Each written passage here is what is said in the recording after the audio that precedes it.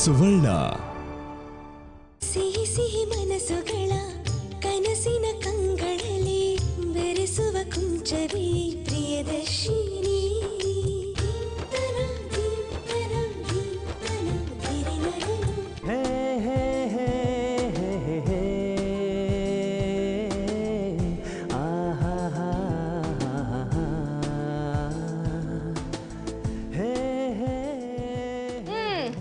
Sir ಹೋಯ್ತು, ಒಬ್ರಿಗೊಬ್ರು ಹೇಳ್ದೆ ಈಗ ಸರ್ಪ್ರೈಸ್ ಕೊಡಕ್ ಹೋದ್ರೆ ಹೀಗೆ ಎಡ್ವರ್ಟ್ ಆಗೋದು.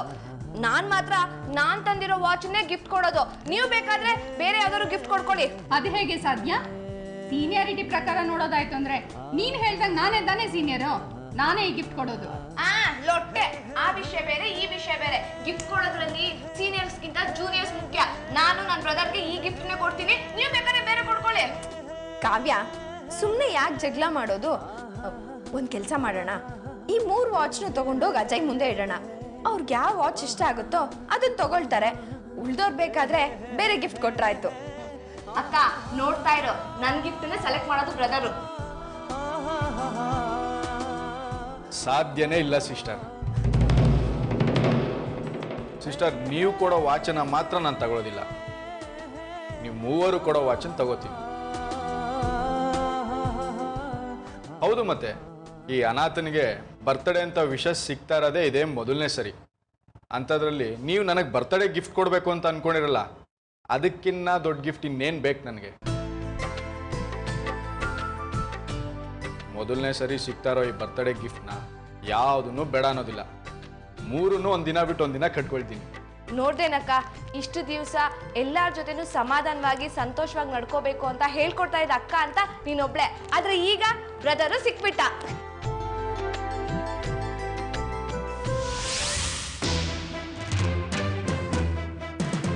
ಬ್ರದರ್, ನಾಳೆ ಬೆಳಕರಿದ್ರೆ ಹಾ ಅಜಯ್ ಪೆಟ್ಟಿಗೆ ತೆಗೆದು ನೋಡ್ತಾನೆ, ಹಾಗೆ ಅದರಲ್ಲಿ ನಮ್ಮಪ್ಪ ಅಮ್ಮಂದೆ ಫೋಟೋ ಇತ್ತು ಅಂತ ಎಲ್ಲರೂ ನಂಬಿಸ್ಬಿಡ್ತಾನೆ ಕಣೋ.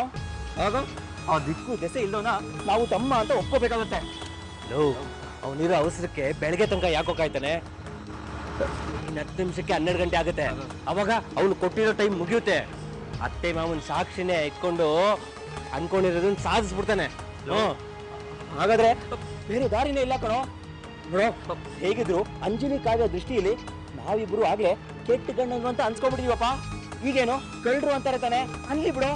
ಒಟ್ಟಲ್ಲಿ ಹೇಗಾದ್ರೂ ಮಾಡಿ ಪೆಟ್ಟಿಗೆನ ಹೊಡ್ಕೊಂಬಂದ್ಬಿಡ್ಬೇಕು ಕಣೋ. ಒಳಗೆ ಹೇಗೋ ಹೋಗೋದು? ಎಲ್ಲಾರು ಮುಂದಿನ ಬಾಗಿಲು ಕರೆಕ್ಟಾಗಿ ಹಾಕಿರ್ತಾರೆ, ನಾವು ಇತ್ಲಿ ಬಾಗಿಲಿಂದ ಹೋಗೋಣ, ಅದೇ ಬೆಟರ್ ಆಪ್ಷನ್. ಹಾಗಂತೀನ? ಹೌದು, ನಡಿ ನಡಿ.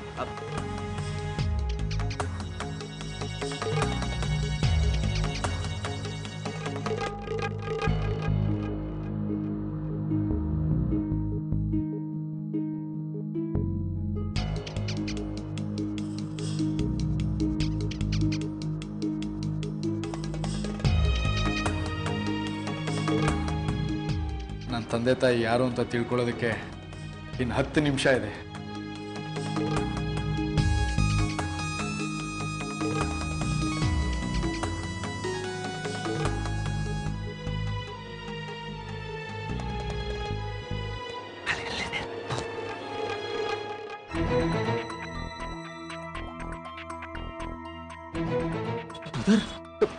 ಹೇಗೆ ಓಪನ್ ಮಾಡೋದು? ಒಂದು ಐಡಿಯಾ, ನಾನು ನಿನ್ನ ಎತ್ತುತ್ತೀನಿ, ಅಲ್ಲಿದೆಯಲ್ಲ ಕಿಟಕಿ, ಕೈ ಹಾಕ್ಬಿಟ್ಟು ಬೋಲ್ಟ್ ತೆಗಿ. ಹುಷಾರು. ರೆಡಿನಾ?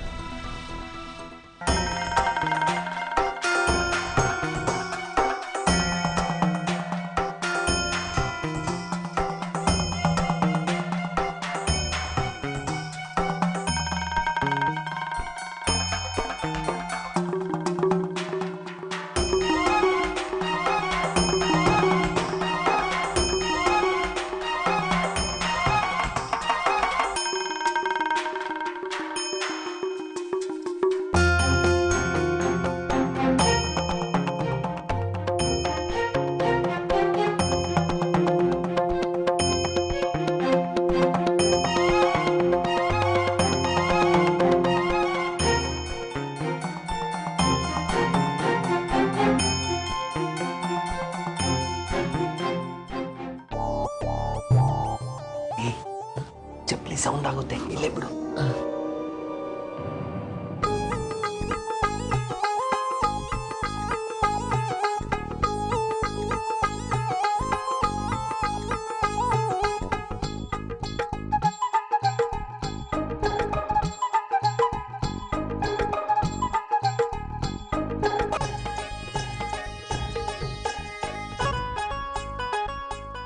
ಎಲ್ಲಿಗೂ ಹೋಗ್ತಾ ಇದೆಯೋ? ನನ್ನ ಹೆಂಡತಿ ಮಲಗಿದಳು, ಎದ್ದಿರ್ಬೇಕಾದ್ರೆ ರಣಚಂಡಿ ಥರ ಆಡ್ತಾಳೆ. ಇವಾಗ ಸೈಲೆಂಟ್ ಆಗಿರ್ತಾಳೆ, ನೋಡ್ಕೊಂಡ್ಬಂದ್ಬಿಡ್ತೀನೋ. ನಾವು ಬಂದಿರೋದು ಕಳ್ತನ ಮಾಡೋದಕ್ಕೆ, ರೊಮ್ಯಾನ್ಸ್ ಮಾಡೋದಕ್ಕೆ ಕಣೋ. ಗಂಟೆ 12 ಹೊಡೆಯೋ ಮುಂಚೆ ನಾವು ಆ ಪೆಟ್ಟಿಗೆನ ಹೊಡಿಬೇಕು, ನೆನಪಿರಲಿ. ಹಾಂ,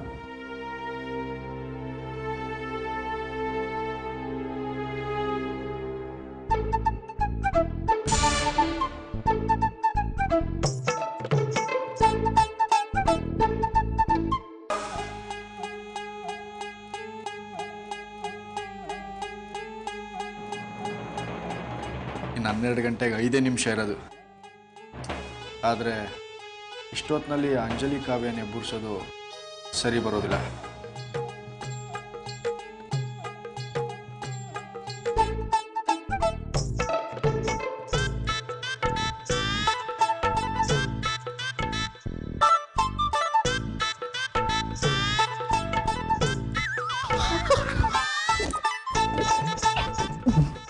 ಬರಬೇಕು ಅಂತ ಗೊತ್ತಾಗೋದೇನೋ.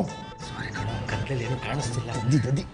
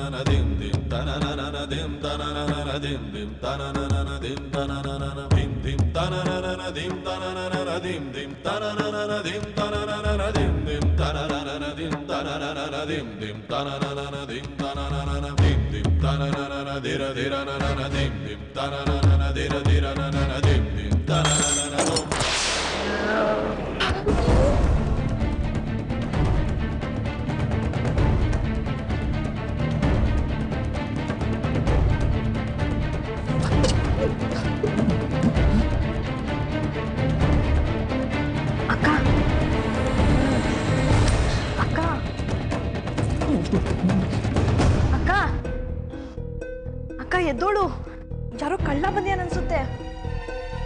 ಎದ್ದೋಳಕ್ಕ, ಬೇಗ ಬಾ.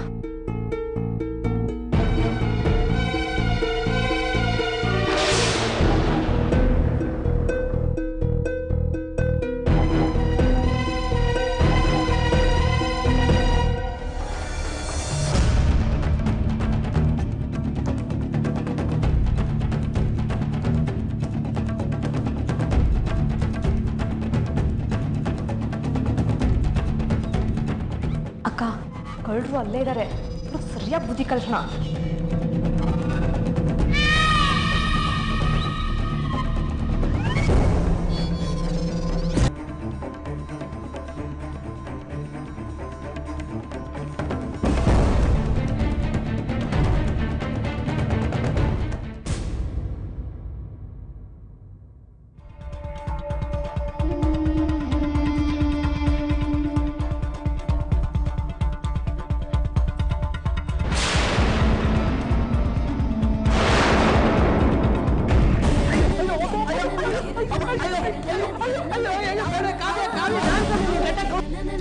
ಅಂಜಲಿ, ಕಾವ್ಯ, ಏನಾಯ್ತಮ್ಮ? ಅಂಜಲಿ,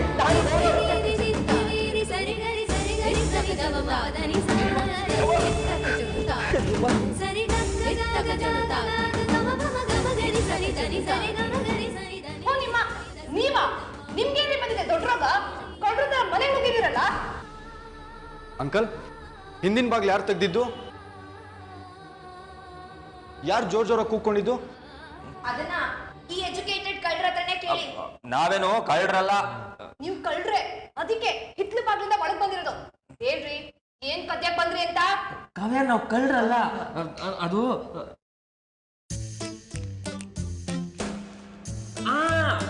ಅಜಯ್ ಬರ್ತಡೇ ಅಲ್ಲ ಇವತ್ತು.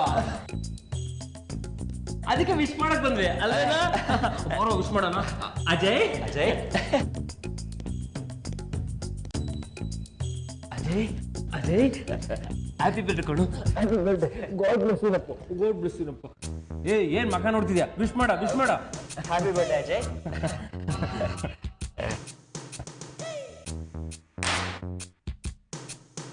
ಬೆಳಿಗ್ಗೆನೆ ವಿಶ್ ಮಾಡ್ಬೋದಾಯ್ತಲ್ಲ, ಇಷ್ಟೊತ್ತಲ್ಲಿ ಯಾಕ್ರಿ ಬಂದ್ರಿ? ನಿಜ ಹೇಳಿ.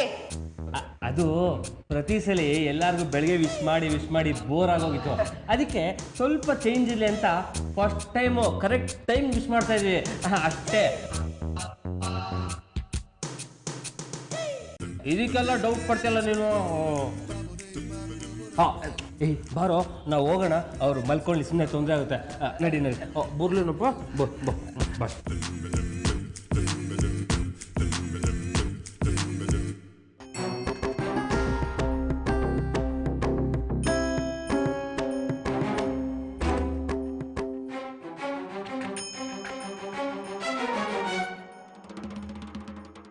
Happy birthday brother. Thank you sister. Ajay ಅವರೇ ಹ್ಯಾಪಿ ಬರ್ಡೇ. Thank you. ನೀವು ಅನ್ಕೊಂಡಿರೋದೆಲ್ಲ ಆಗಲಿ. Thank you. ಅಪ್ಪ, ನನ್ಗೆ ಯಾಕೋ ಇವ್ರು ಬಂದಿರೋ ಉದ್ದೇಶ ಬೇರೆ ಏನು ಅಂತ ಅನುಮಾನ ಬರ್ತಾ ಇದೆ. ಕಾವ್ಯ, ಈ ವಿಷಯನ ಬೆಳಿಗ್ಗೆ ಮಾತಾಡಿದ್ರಾಯ್ತು. ತುಂಬ ಹೊತ್ತಾಗಿದೆ, ಹೋಗಿ ಮಲ್ಕೊಳ್ಳಿ.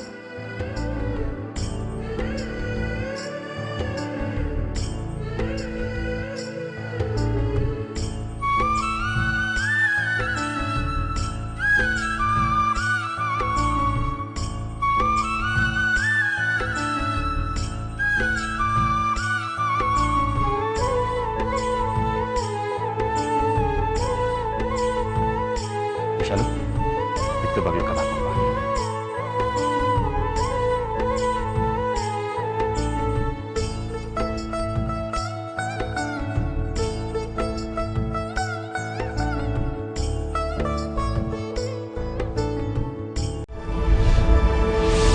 ನೀವು ನೋಡ್ತಾ ಇದ್ದೀರಾ ಸುವರ್ಣ. ಕನಸಿನ ಕಂಗಳಲ್ಲಿ ಬೆರೆಸುವ ಕುಂಚವೇ ಪ್ರಿಯದರ್ಶಿನಿ.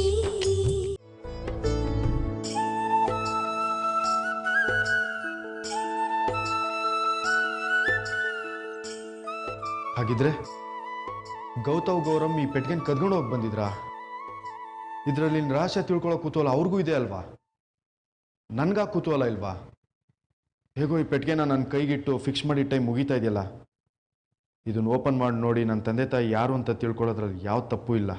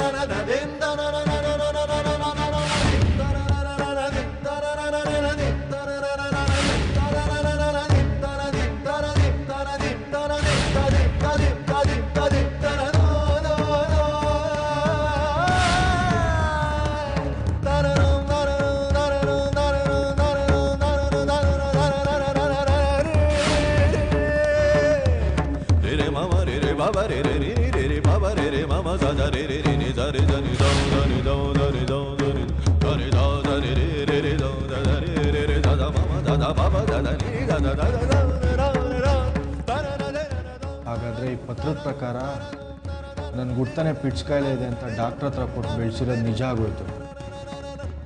ಹಾಗಾದರೆ ನನ್ನ ತಂದೆ ತಾಯಿ ಯಾರು?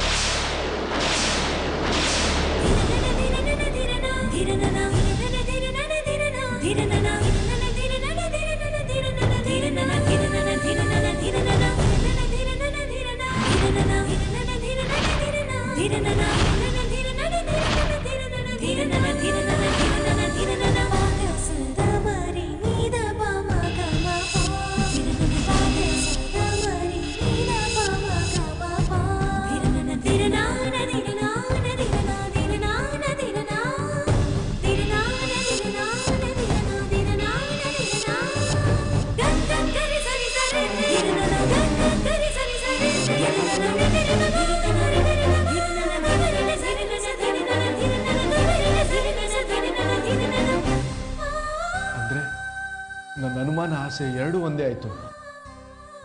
ಚಂದ್ರಶೇಖರ್ ಪ್ರಭಾತಿಯವರೇ ನನ್ನ ತಂದೆ ತಾಯಿ. ಅದಕ್ಕೆ ಆ ದೇವರು ಮೊದಲೇ ನನಗೆ ಇವ್ರನ್ನ ತೋರಿಸಿ ನನ್ನನ್ನು ಬಿಸಾಕಿದ್ರು ಅನ್ನೋ ಕೋಪನ ದೂರ ಮಾಡೋದಕ್ಕೋಸ್ಕರ ಇವ್ರ ಮೇಲೆ ಪ್ರೀತಿ ಬರೋ ಹಾಗೆ ಮಾಡಿದ್ದಾರೆ. ಇಷ್ಟು ದಿನ ನನ್ನ ಜೀವನ ಕತ್ತಲಲ್ಲಿತ್ತು, ಆದರೆ ಈಗ ನಕ್ಷತ್ರಗಳ ಬೆಳಕಿನ ಮುಂದೆ ತಂದು ನಿಲ್ಲಿಸಿದೀಯಾ. ಗೌತಮ್ ಗೌರವ್ ನನ್ನ ಅಣ್ಣಂದ್ರು, ಅಂಜಲಿ ಕಾವ್ಯ ನನ್ನ ಅಕ್ಕೆ ಅಂದರು. ನನ್ನ ಅಣ್ಣಂದ್ರು ನನ್ನ ಬಗ್ಗೆ ತಿಳ್ಕೊಬೇಕು ಅಂತಲೇ ಇಲ್ಲಿಗೆ ಬಂದಿದ್ರು ಅನಿಸುತ್ತೆ. ಅವ್ರು ಕದಿಯೋದಕ್ಕೆ ಬಂದಿರಲಿಲ್ಲ, ನಿಜವಾಗ್ಲೂ ಪ್ರೀತಿಯಿಂದ ವಿಶ್ ಮಾಡಿದ್ದಕ್ಕೆ ಬಂದಿದ್ರು ಅನಿಸುತ್ತೆ. ಈಗ ನಾನು ಏನು ಮಾಡಲಿ? ನನ್ನ ತಂದೆ ತಾಯಿ ಹತ್ರ ಹೋಗಿ ಆಶೀರ್ವಾದ ತಗೋಬೇಕು. ಇಷ್ಟೊತ್ನಲ್ಲ ತಪ್ಪು, ಆದರೆ ಕಡೆ ಪಕ್ಷ ಅವ್ರೊಂದು ದೂರದಿಂದ ನಾನು ದರ್ಶನ ಮಾಡ್ಕೊಂಬರ್ತೀನಿ.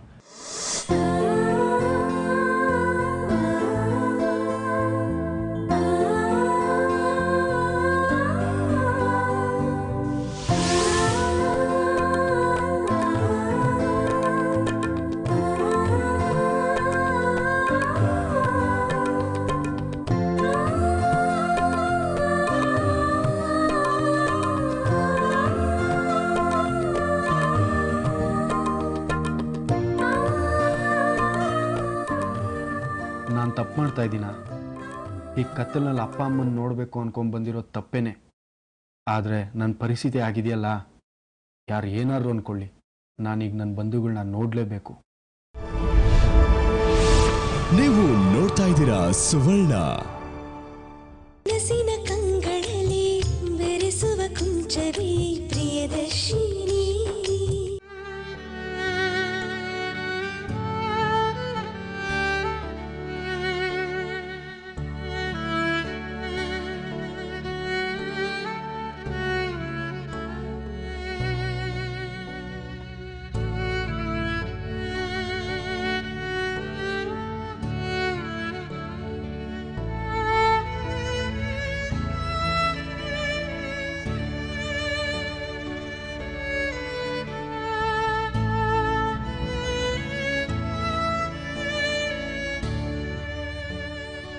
ಅಪ್ಪ, ನಾನು ನಿಮ್ಮ ಮಗ ಬಂದಿದ್ದೀನಪ್ಪ.